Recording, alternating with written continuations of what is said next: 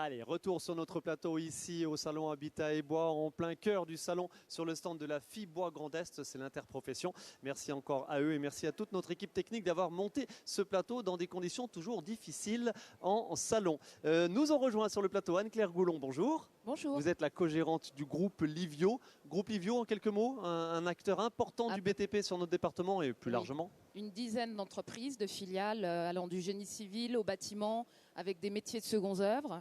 À peu près 400 personnes qui sont réparties sur le territoire. Et vous travaillez tous les matériaux, y compris un petit peu le bois. Alors, effectivement, avec une filiale qui réalise de l'ossature, enfin, qui travaille avec l'ossature bois et qui va réaliser des dalles de béton sur lesquelles on va installer des chalets, etc. Et on aura l'occasion, effectivement, d'en discuter un peu, puisque c'est ce qu'on appelle la mixité béton-bois. Voilà, vous m'avez arraché le mot de la bouche, la mixité des matériaux avec le bois. Et Yann Bolmont, bonjour, merci de nous avoir rejoints. Vous êtes le responsable Vosges et Lorraine de KWB. KWB, un des acteurs européens phares en termes de chaudière biomasse, enfin chaudière bois, granulé ou bûche. Et plaquettes forestières. Et plaquettes forestières, évidemment. Avec vous, on va parler des prix de l'énergie, des prix du pellet ou du pellet, comme dit Pascal Triboulot. Allez, on va évoquer tout ça. On parlait tout à l'heure des difficultés, j'ai envie de dire, de certaines entreprises, de certains prescripteurs, etc., de trouver les bons matériaux, de trouver les bonnes techniques, etc. Pascal Triboulot, un mot sur cette nécessaire structuration de tous les acteurs de la filière. C'est une problématique qui a déjà quelques années. Ça va mieux, mais ça va doucement, me semble-t-il. Il y a plein d'acteurs, il y a plein d'interprofessions. Voilà, sachant que l'idée, c'est à chaque bout de bois, son bon usage. Oui, alors les problèmes de structuration de la filière forêt-bois, moi ça fait 40 ans que je baigne dans ce milieu-là. Ça fait 40 ans qu'on remet ça en permanence sur la table. Mais c'est pas ça le sujet. C'est un faux problème alors ? Bon, ce qu'il faut regarder, moi je suis enseignant, professeur à l'université, il faut toujours regarder, c'est la dérivée. Si la dérivée est positive, ça veut dire qu'on va dans la bonne direction, et la dérivée est positive, donc c'est parfait. Gardons en tête la dérivée. Ouais. Ce qui est important par rapport au sujet, par rapport à celui de la construction, c'est sans doute un problème de structuration de la filière, mais pas que. C'est le retard technologique que notre filière a pris par rapport à un des maillons essentiels dans l'acte de bâtir, qui est le matériau d'ingénierie. Les gens de l'acier, les gens du béton, il y a longtemps qu'ils ont sur le marché des produits standardisés en longueur, en surface, en épaisseur, en propriété, etc., etc. C'est normé, c'est dans des catalogues, etc., etc. Avec le bois, on est toujours parti de l'idée qu'on avait un matériau variable. Donc variable, ça veut dire que c'est déjà un tout petit peu plus compliqué. Et on est aujourd'hui dans des besoins au niveau du bâtiment qui font de manière importante appel à des produits d'ingénierie, donc standardisés en longueur, en section, en densité, en taux d'humidité, etc., etc. Et ça a progressé beaucoup plus lentement que dans d'autres secteurs. Et ça a également progressé beaucoup plus lentement en France que dans les pays qui sont nos voisins. Je prends un matériau un peu star, même si on peut de temps en temps critiquer ce matériau-là par rapport aux quantités de bois qu'il peut être amené à consommer, je parle du CLT. Avec le CLT, c'est le cross laminaire timber, c'est du bois croisé en plusieurs couches, bois massif. Hein. Bois massif, donc on peut faire pour faire des cloisons, par exemple. Pour faire des cloisons, pour faire des dalles, pour faire tout ce qu'on veut. Du bois massif croisé et collé. On peut découper là-dedans avec les machines à commande numérique, c'est tout facile. Donc c'est l'équivalent de ce qui existait dans le domaine du béton avec les dalles préfabriquées, enfin avec un certain nombre de choses. Alors ça, c'est un matériau, il faut savoir que le CLT tel qu'il est décliné aujourd'hui, c'est une invention française qui a été inventée par un ingénieur français dont on n'a rien fait et qui a été récupéré entre autres en Autriche, en Allemagne, etc. Et aujourd'hui, ils sont leaders sur ce créneau-là. Même si la France a commencé avec un retard à se positionner sur ce marché du CLT, si je ne parle que de ça. Mais ça va au-delà. Donc un des problèmes de structuration de la filière, pour revenir au domaine propre du bâtiment, c'est incontestablement un retard sur cette nécessité d'avoir des produits que j'appelle des produits d'ingénierie pour faire en sorte que les gens, les promoteurs, les constructeurs aient à disposition, les architectes, aient à disposition des choses qui soient... Alors, il y a une manière de contourner ça, c'est de se dire, bon, les matériaux reconstitués, c'est bien, mais finalement, on peut peut-être penser différemment. On peut peut-être penser l'architecture ou la construction, non pas en fonction de ce qu'on voudrait, mais en fonction de ce qu'on a. Ah. Hein, c'est un peu toute la démarche. Moi, je salue Jean-Luc Gérard. Hein, je suis très fier de l'avoir eu comme élève il y a longtemps. Hein, vous vieillissez. Hein. Ouais, et le bâtiment qui était fait ici, le bâtiment de la Chambre d'agriculture et de l'Office national des forêts, il est pour moi, j'en parlais encore avec les étudiants que j'avais ce matin, il est pour moi le bâtiment exemplaire sur lequel il faut s'inspirer. Ok, hein, Jean-Luc Gérard, hein, ces matériaux, vous êtes le créateur, vous êtes l'architecte, vous êtes la force de proposition auprès des collectivités publiques ou des particuliers pour avoir des belles choses, pour avoir des beaux bâtiments fonctionnels pour les futurs habitants, pour les futurs usagers. Vous confirmez ça, la problématique autour du matériau et du fait que vous n'ayez pas entre guillemets un catalogue avec Watt 1000 propositions, c'est un problème ou pas? Je confirme, c'est notre département, notre région. On a déjà beaucoup parlé de la présence de la forêt, de la présence de bois et de bois de qualité. Donc nous avons vraiment des bois de très très bonne qualité. Donc à un moment donné, rien ne sert d'aller chercher, j'irai très loin, ce qu'on a ici et ce que beaucoup nous envient. Donc je pense que le travail d'architecte, mais de beaucoup de mes confrères aussi, c'est de savoir mettre en valeur ce qu'on a sous la main. Alors, pardon, mais comment vous y parvenez? Parce qu'on a bien compris, c'est le secteur du bâtiment, de la construction est très concurrentiel. Il y a des lobbies, voilà, le fameux lobby du béton. Comment vous y parvenez? Et alors, sur le principe, et puis concrètement, parce que vous pouvez avoir des ambitions en termes de poutres d'une certaine longueur, mais bon, voilà, le bois ne vous le permet pas. Aujourd'hui, peut-être demain. Je crois que le bois, c'est un matériau qu'on voit à toutes les échelles. On le voit à l'échelle d'une chaise, d'une table et d'un gymnase. Donc après, justement, c'est la manière de le mettre en œuvre qui lui donne sa qualité. Après, je ne pense pas que travailler en bois déshabille une filière ou quelque chose comme ça. Je pense qu'au contraire, de toute façon, la nécessité de fondation, d'un socle en béton, comme on a parlé, enfin on en a, je dirais, pour tous les métiers. Ok. Anne-Claire Goulon, vous nous avez parlé tout à l'heure de cette fameuse mixité des matériaux. Alors, que toutes les filières, j'imagine, appellent certainement de leur vœu pour être, entre guillemets, politiquement correct. Alors, mais voilà, qu'est-ce que ça dit concrètement? Pas forcément politiquement correct. La réalité, c'est que le béton va continuer d'exister, mais dans un moindre volume. Le béton, il faut savoir que c'est du ciment, des agrégats, ça peut être du sable, du gravier et de l'eau. Le sable, matière première, denrée rare demain. Denrée rare demain. Tout à fait. Voilà. Donc, avec dans les 15-20 avec des ans, mafias italiennes qui vont... ou pas, qui vont piller du sable sur les plages publiques. Non, mais c'est vrai. Donc, c'est une matière qui va se raréfier. Il faut savoir aujourd'hui que le stock du béton est surtout présent dans nos bâtiments. L'avantage, c'est qu'il existe. On va aller de plus en plus certainement vers de la rénovation et on a du stock. Et ça se recycle très bien. Ce qu'il faut savoir quand même, la problématique du ciment, c'est bien évidemment le CO2. Dans le monde, pour 1000 kg de ciment produit, vous avez 1000 kg de CO2 dégagés. En France, c'est à peu près 600 kg. Et avec les bétons bas carbone, c'est 150, ce qui sera effectivement l'avenir. Pardon, c'est quoi un béton bas carbone? Alors, c'est justement dans son process de fabrication. C'est dans son process de fabrication, effectivement, où on dégage le moins de CO2 possible. Okay. Il faut savoir que Vicat, par exemple, a mis au point un béton avec un bilan carbone déficitaire. Donc, il y a énormément d'innovations. Chez Lafarge aussi, avec à peu près moins 40, moins 50% de dégagement de CO2. Il y a beaucoup de pistes.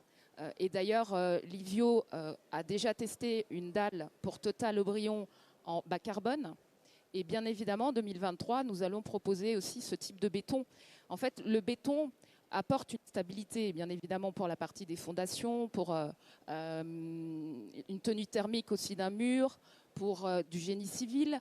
Vous avez des bâtiments qui ont des usages très spécifiques, une cage d'ascenseur. Donc, de toute façon, on aura besoin de béton, effectivement, mais il faut savoir qu'il coûte aussi de plus en plus cher. Forcément, il n'y a pas que le bois dont le prix a explosé. Vous avez, à cause de la crise énergétique, du béton, de l'acier. On vient de connaître une crise dans tout ce qui est matériaux de bâtiment qui est énorme, jusqu'aux tuiles. Donc, de toute façon, on va aller de plus en plus quand même vers cette partie de rénovation. On a à peu près, on aura dans 25 ans encore du béton. On n'a pas planté assez de bois encore aujourd'hui pour remplacer le béton demain, hein, le temps que les forêts poussent, etc. Donc on va à un moment donné devoir être contributeur aussi auprès des maîtres d'ouvrage, des architectes, voilà, de ceux qui conçoivent pour apporter des solutions pour avoir une utilisation du béton qui consomme moins, qui consomme mieux, et aussi des limitations de coûts en réfléchissant à la structure. Je vous donne un exemple. Par exemple, on peut faire des poteaux en béton, mais quand on monte des étages, on a moins de charge.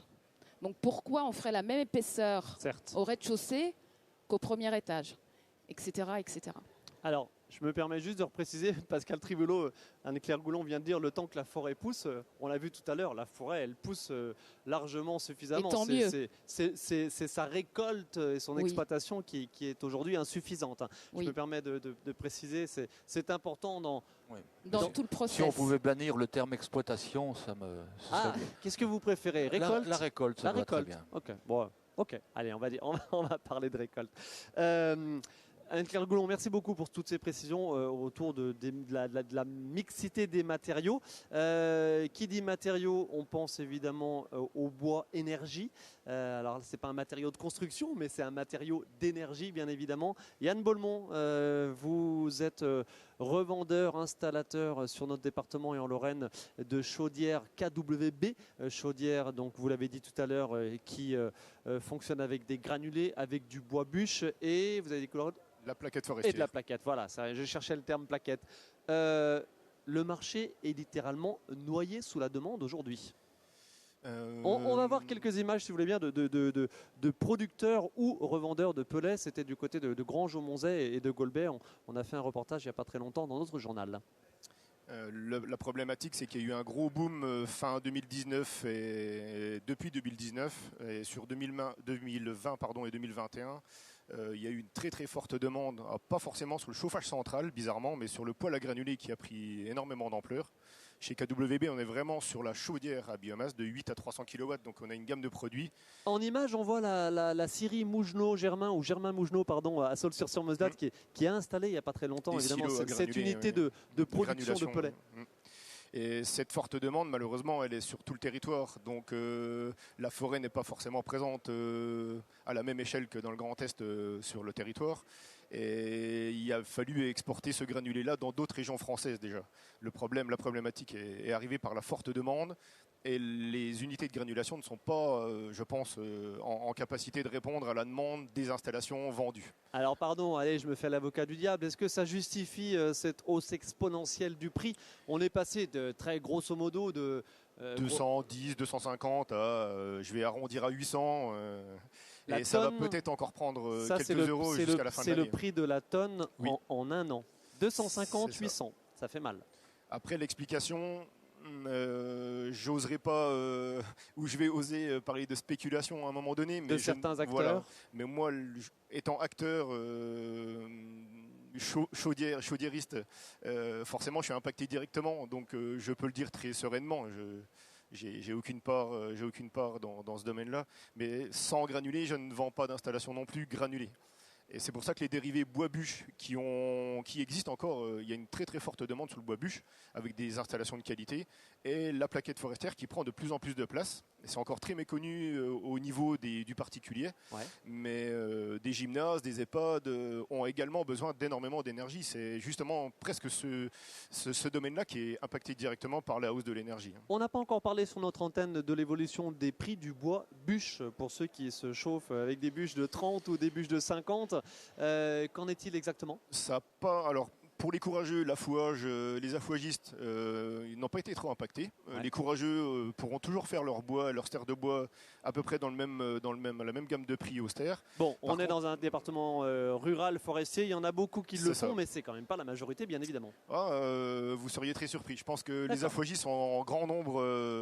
Il y a eu quelques chutes parce que les nouvelles générations qui construisent ou qui rénovent n'ont pas forcément mis la main dans une forêt. Le merlin, la fendeuse, c'est pas forcément connu de tout le monde. Quid du ster que nos téléspectateurs vont acheter demain? Bon, il est déjà un petit peu tard pour remplir le garage, mais ça se fait encore. À combien on était et à combien il est aujourd'hui? Un ster livré bottelé devant la porte dans les villages voisins d'Épinal tourne autour de 45-50 €. Voilà, vendu par les communes. Oui, c'est les tarifs habituels. Je suis conseiller municipal, donc je peux en parler. mais ça n'a pas beaucoup bougé. Okay. C'est le bûcheron qui fait que, ou l'ONF qui fait que, le prix a grimpé d'1 ou 2 €, mais ça n'a pas beaucoup fluctué. Le bois bûche. Pascal Tribouleau, sur cette matière première, bois bûche, énergie. Alors, sur le bois énergie... assez succinctement, si je peux me permettre. Oui, alors j'essaie de faire succinct. Pour être clair et pour résumer, pour ce qui me concerne, le bois énergie, ça doit être la dernière valorisation possible de ce qu'on est capable de tirer d'un arbre. Certes. L'objectif principal, c'est de former du bois d'œuvre pour construire, pour faire en sorte d'alimenter notre quotidien en bâtiment, en meubles, en tout ce qu'on veut. Et juste un chiffre, quand vous avez un arbre devant vous, donc vous avez 1 mètre cube de bois de matière ligneuse de manière générale, le bois d'œuvre va représenter, allez, au bas mot, entre 40 et 50% seulement en masse. Donc tout le reste, ça a 2 destinations, ce qu'on appelle le bois d'industrie et le bois énergie. Le bois d'industrie, c'est les copeaux, les sciures, les délignures qui sont broyées, etc., qui va permettre d'alimenter des filières tout aussi importantes dans le domaine du panneau, Egger par exemple, dans le domaine du papier, dans le domaine des matériaux d'isolation, dans le domaine demain de la chimie du bois. Donc il ne faudrait pas qu'on arrive à une production forestière, et c'est ce qui risque d'arriver en matière de déséquilibre de la filière dans les semaines prochaines, faire pousser des arbres, pour les transformer uniquement en énergie, je change de métier. Ça vous échappe complètement, ça échappe complètement au monde de la forêt, puisque en fait là c'est grosso modo le monde de la finance et des cours des matières premières. Je caricature un petit peu. Demain, une grume de frêne ou de chêne à Bazoil-sur-Meuse qui est en bord de route à 60 € la grume. S'il y a quelqu'un qui passe à côté qui en donne 70 pour la brûler, mais je suis la bien filière est perdante. Mais il faudra que notre État ou les États, de manière générale, soient suffisamment intelligents pour réguler cette destination possible de la matière ligneuse. Réguler, ça veut dire quoi? Ça veut dire contraindre et interdire? Ça veut dire peut-être contraindre et intervenir sur les destinations possibles de ce qu'est capable de produire notre forêt. Ok, allez, merci pour cette petite parenthèse évidemment qui était importante. Yann Bolmont, on a parlé du pelet, quid des chaudières bois. J'imagine que le carnet de commandes est plein. Alors il était déjà plutôt plein en général chez vous et chez la plupart des installateurs, des fabricants. Alors forcément, depuis la hausse incroyable des cours de l'énergie de base, ça explose. La problématique, c'est la rapidité de l'évolution du marché du pelet, qui a fait que là, on surfe sur la vague 2021, qui était une très très grosse année en termes d'installation. Ouais. Là, on peut parler de 10 à 12 semaines où le prix du granulé ou du pellet a pris énormément Sur les chaudières, je veux commander une chaudière chez vous ou chez un de vos confrères demain. Quand est-ce qu'elle sera installée chez moi? Alors la problématique, c'est plutôt là l'installateur et pas forcément le fabricant chaudiériste. D'accord. Un exemple, j'ai des commandes chaudières bois ce matin, j'arrive encore à les livrer sur 2022. Donc l'industriel est prêt aujourd'hui à répondre. Ok. Mais après la filière, sans bois ou sans bois déchiqueté ou sans pellet, la chaudière ne sert pas à grand chose dans une chaufferie. Certes, il y a l'installation du matériel et puis il y a ce qu'on met dedans qui pose Mais problème. la corporation chauffagiste a des carnets de commandes et des calendriers plutôt bien remplis, comme la plupart des acteurs du BTP, quoi. Donc c'est je pense que le 6 mois en délai, c'est quand même, on va dire, c'est la limite extrême, mais on est sur du 3 à 6 mois très très facilement pour avoir une installation finie. Ok, bon, bah, c'est plutôt rassurant si je peux me permettre, parce qu'on on avait peut-être le sentiment que ça allait être beaucoup plus long. Allez, on arrive au terme bientôt de cette seconde partie d'émission. 2 questions pour finir. Jean-Luc Gérard. On a parlé des différents types de bois, notamment utilisés évidemment dans l'architecture.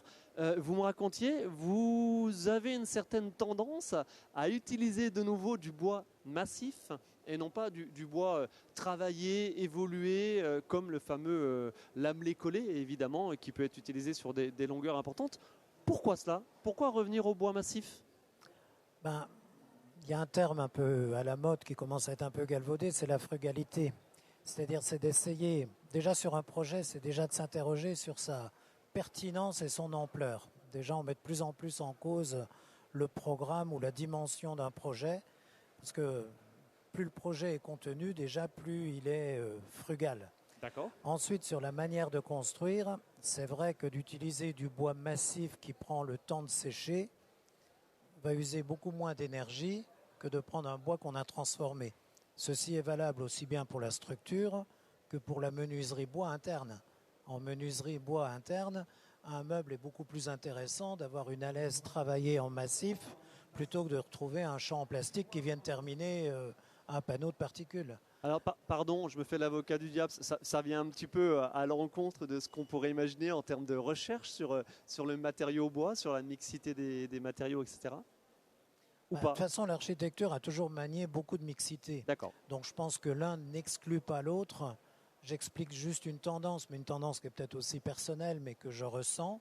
Et effectivement, comme je disais, on a des bois de qualité. Et puis pour certains projets, je travaille avec l'ONF et je découvre des possibilités avec certains chênes ou certains bois, ou sur lesquels finalement on les fait couper, je transmets les débits, on laisse sécher.